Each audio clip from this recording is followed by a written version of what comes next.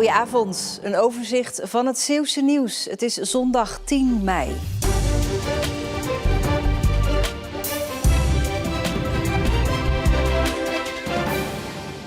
Stel, je bent een jonge museumdirecteur en je krijgt een telefoontje van vissers uit Ierseke. We hebben een stuk van een vliegtuigmotor gevonden in de Westerschelde. Dat overkwam Rick van der Wallen, museumdirecteur van het Scheldeslagmuseum in Biervliet. Ik kreeg dus een WhatsAppje van de visserman, de kapitein van de Ierse 44, Ant van Krijger, met een foto of dat het iets voor het museum was.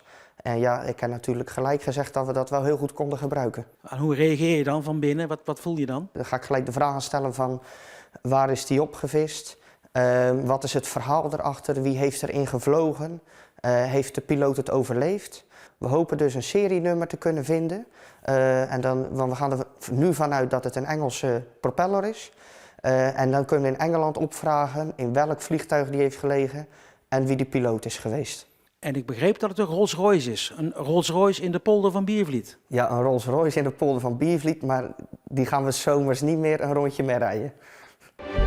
Justitie in Utrecht eist celstraffen tot 2 jaar tegen 3 jonge mannen uit Zeeland voor explosies bij woningen in Noord-Holland. Dat meldt de Gooi en Eemlander. Niemand raakte gewond, maar de huizen liepen wel schade op. De mannen zeggen dat ze handelden in opdracht, maar verder geen idee hadden waarom de aanslagen gepleegd moesten worden. Het cruiseschip De Hondius zal eind volgende week gedesinfecteerd worden in Rotterdam. Het schip werd een week geleden wereldnieuws omdat er aan boord een aantal mensen overleed aan het Hantavirus. Vandaag mogen de meeste passagiers van boord op het eiland Tenerife. Het hoofdkantoor van het bedrijf staat in Vlissingen, maar het schip zal daar dus niet aanmeren bij terugkomst in Nederland. Speklappen, ja, daar hou ik van, dat weet ze. Dus dat bak ze dan voor me. Mijn bed verschonen, douchen. Het is vandaag Moederdag. Wat wens jij je moeder toe? Ja, een hele hoop. Ja, alles. Die is altijd voor mij geweest. Als er ook maar iets nodig is, dan kan ik bij haar terecht. Die weet ook eigenlijk altijd alles. Wat betekent jouw moeder voor jou? Heel veel. Ze is eigenlijk een soort vriendin. We doen veel leuke dingen samen. Het is toch een toppetje, hè? Ze zorgt ervoor dat ik hier elke dag weer kan staan. Ze maakt mijn boterhammetjes 's ochtends. Ze heeft ervoor gezorgd voor de jongen die ik nu ben. Heb je al een cadeautje voor haar? Eerlijk gezegd nog niet, nee.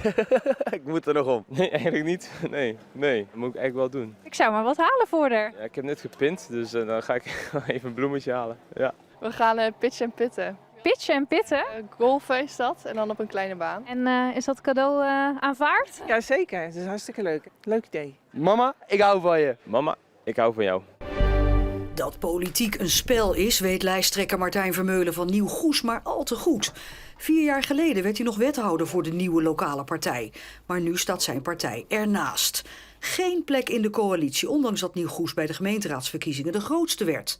Vermeulen ziet het toch zonnig in. Bent u niet spinnijdig? Nee, dat zit echt niet in mijn aard om boos te zijn. Wij zijn van niets, 3 jonge gasten die vrienden zijn en een partij oprichten. Zijn we uitgegroeid tot de grootste partij. Wat mooi wat we bereikt hebben en wat we nog gaan bereiken. Want ik denk dat dit alleen nog maar het begin is.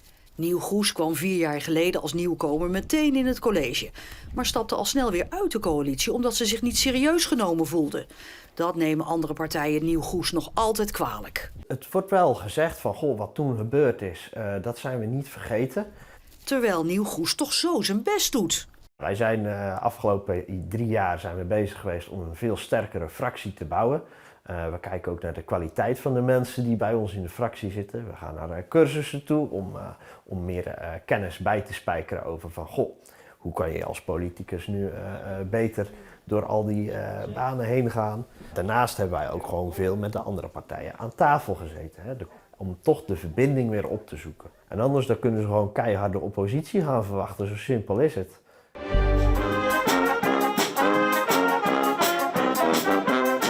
Gezelligheid, leuke muziek, leuke mensen, de goede sfeer. Ja, dat is de 31ste Hulsterdweildag kort samengevat. 20 bands zorgen voor muziek en entertainment. Het is gewoon gezellig samen zijn met bandjes uit het hele land. We komen zelfs vanuit Brabant, Zuid-Holland, Noord-Holland. Dat is gewoon geweldig. En bij die vrolijke muziek is het natuurlijk lastig om stil te blijven staan. Dan loop ik achter ze mee te swingen, hè? We hebben het ook niet in de gaten, maar ja, de mensen achter die zullen wel denken. Tot het begin van de avond was de muziek in de hele stad te horen.